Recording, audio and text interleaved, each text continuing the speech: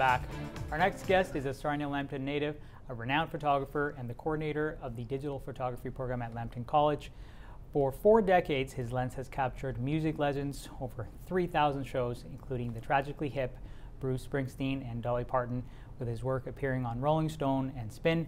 Joining me today is Richard Beland, and he's here to discuss the new book titled Immortal Stars, Volume 1, and a major exhibition at the List Gallery in Toronto. Richard, thank you for being here. Thanks for having me. Anytime. It's a pleasure to have someone here that we have so much to talk about, but yet we only have little time, so let's get to it.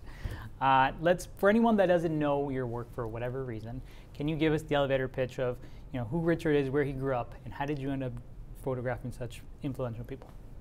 Well, I grew up in Brights Grove, and I think it all began back when I was a teenager. I used to walk over to DeSena's Variety Store, the store that was in Brights Grove, and I would pick up magazines there, and I would look through these magazines. I always thought, who gets to photograph all these rock stars? That's such a cool job. And so I kind of started to set my sights on that when my friends and I were teenagers. We'd go see concerts in Detroit and Toronto, a lot in Detroit. And so it all kind of started building that way. Just I grew up with kind of an obsession with rock and roll, with music, right? Oh, wow. Yeah, and then I had this real passion for photography, and eventually I found a way to combine the two of them. Oh, that's really cool. And let's start with how maybe perhaps, would you say this area influenced your photography at any point in your career? I don't know so much. I guess you could say it was the area, because when we were teenagers, you listened to a lot of music that came out of Detroit radio stations. Okay. And Detroit primarily played rock and roll, what we now call classic rock, but back then it would be rock and roll. And you think about the Rolling Stones and Led Zeppelin and The Who and Black Sabbath and Pink Floyd, all that stuff. So I guess I was very heavily influenced by the music coming out of Detroit, and then also by these magazines I would buy. And you think of Circus and Cream and Hip Parade and Rolling Stone, I'd see these photographs in there, and I just always thought, that looks like a really cool, fun, interesting job, whoever's photographing these musicians, right? Well, good for you for going after it. And you have your first book here, so after so many shows, why now? Why is it the right time to compile the first volume, Our Immortal Stars? Geez, that's a big question too. I think I'm just at that age where I wanted to do it. I'm working with List Gallery in Toronto, and they wanted to have a book for this exhibition. We had an exhibition back in 2022 that was a big success, but he said, I really think you should have a book. All these other photographers have books, and that way people can bring home multiple images of yours, and they have something to look through. So I started compiling this book, and it took about 2 years to put the book together.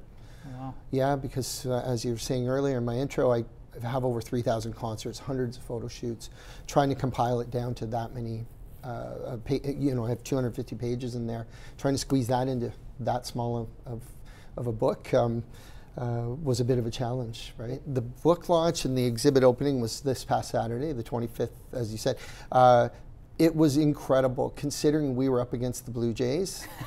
They started playing at 8 o'clock, so we actually opened up another hour because our RSVP list was over 200 people. It was very exciting, and it was full. It was full, and there were so many of my friends and family there.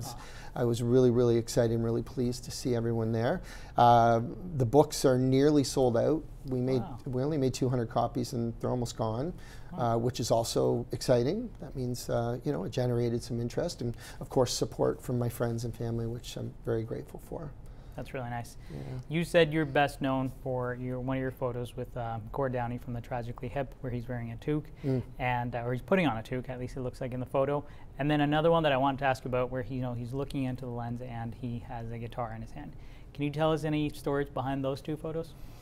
Well, over the years, I'm sure lots of people know, I've done a lot of work with the Tragically hip, going back to 1993. That particular shoot happened in December, I think 21st of 1998.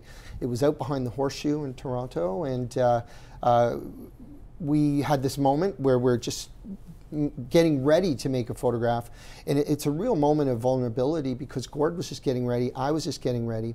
But as a photographer, you have to have a bit of a keen sense of observation. And I noticed that, oh wow, this looks like a really great shot, even though he wasn't posing for the camera at the time. But that's what makes it so enduring is the fact that it really is this moment of vulnerability. He's not working for the camera. I just captured that moment, and it's been probably the one photograph that's most people know from me. And when Gord passed, it was used on TSN, NHL, Maclean's Magazine. People have tattoos of it.